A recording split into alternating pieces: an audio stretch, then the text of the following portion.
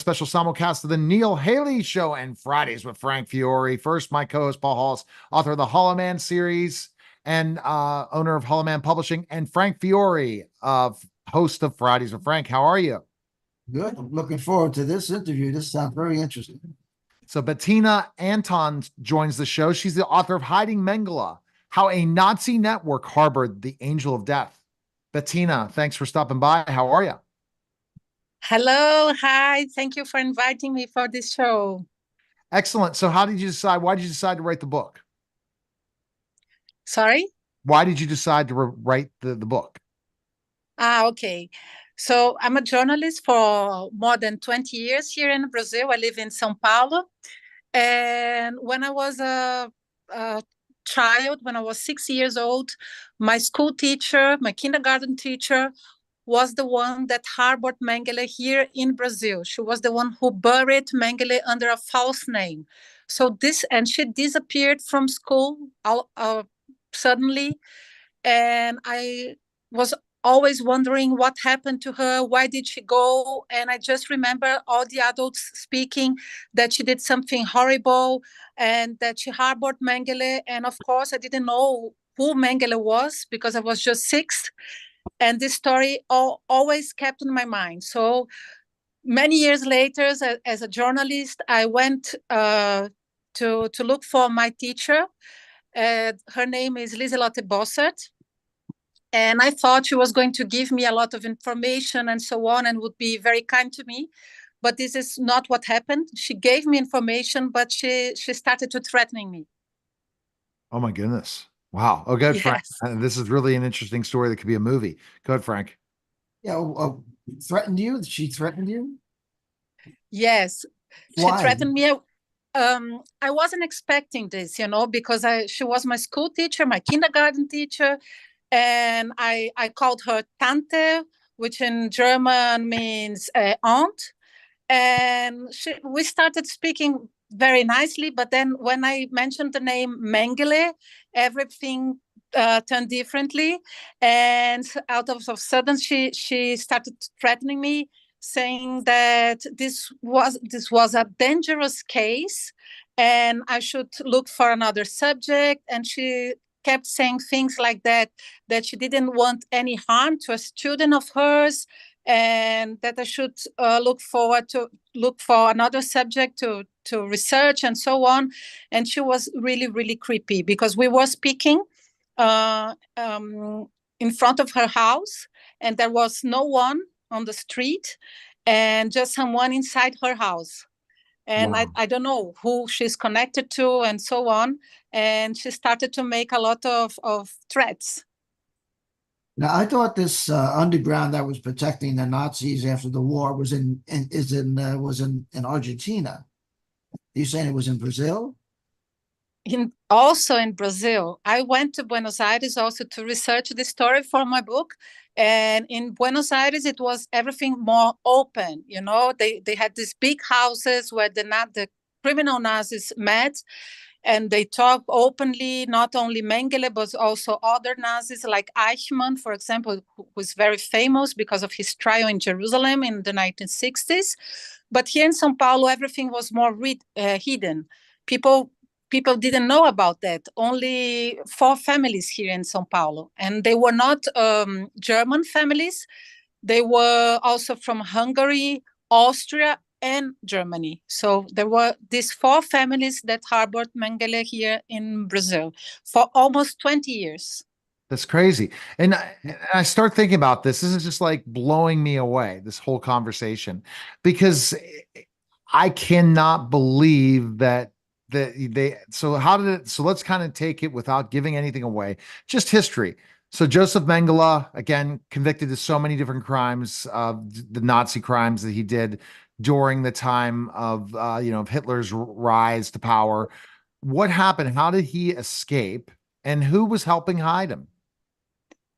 The thing is, the first place, Mengele went to Argentina, and he was thinking he was going to live there in this German community where he could have a very good life in Buenos Aires, live in a good house and so on.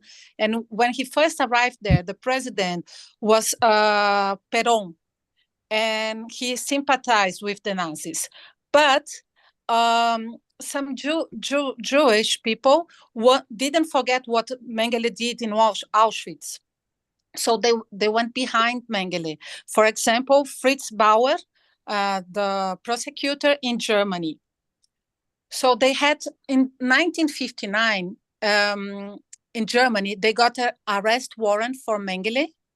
And then he went from Argentina, this beautiful life in Buenos Aires, to Paraguay. And then he was living there. Sometimes he went back to Buenos Aires.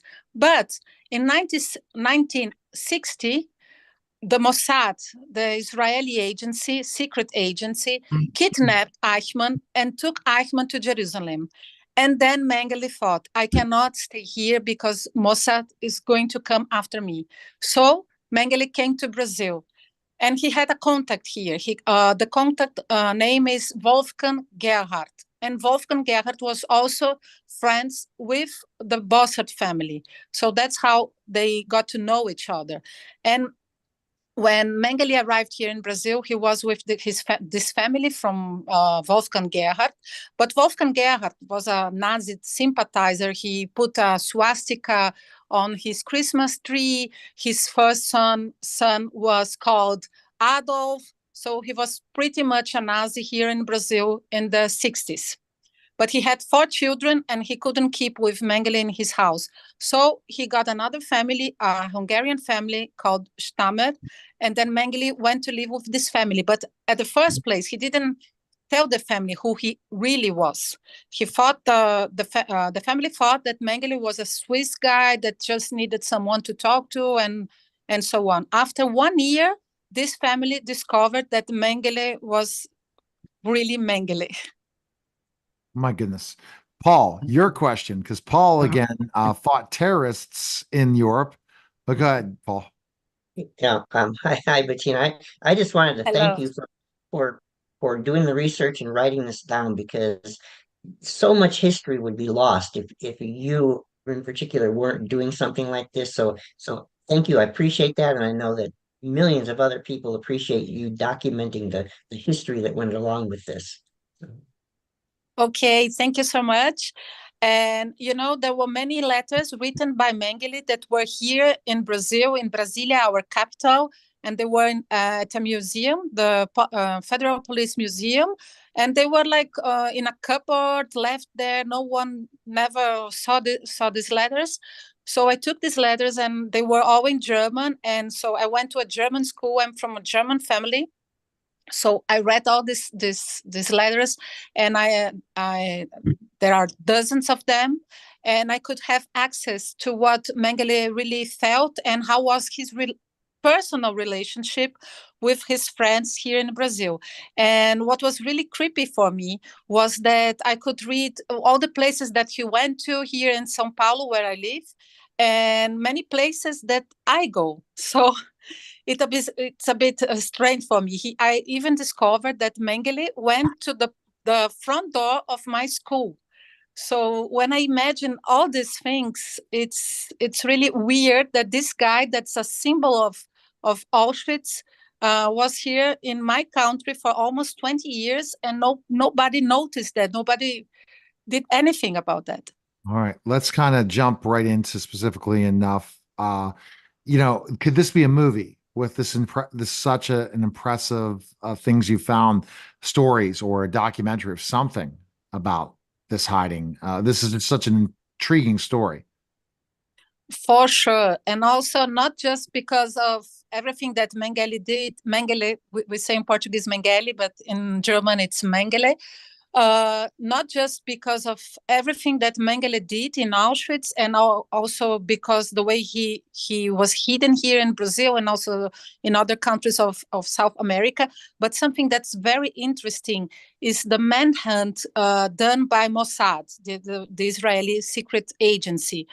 And I went to Tel Aviv and I interviewed Rafi Eitan, who was a commander of Mossad. And he told me he was 90 years old at the time that I interviewed him.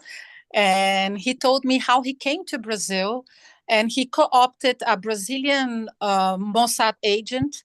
and they went after Mengele, and they were face to face to him here, very close to where I live, like 40 kilometers from my house. And they were very, very close to Mengele, but they had to go back to Israel because at this time, Egypt was developing some missiles with the help of Germans, and they could target Israel, the Israeli territory with this missile. So all Mossad agents had to go back to Israel because of this problem. So Mengele was really lucky that he wasn't caught at this time. All right, let's go ahead with Frank's final question. Yeah, might as well cut to the chase. Whatever happened to Mengele? Did he die a natural death or what? Or what? Actually, he went to the beach to meet his friends. So the Bossad family, the family of my teacher, and they went to the beach very close here to São Paulo, 1 hour and a half, more or less.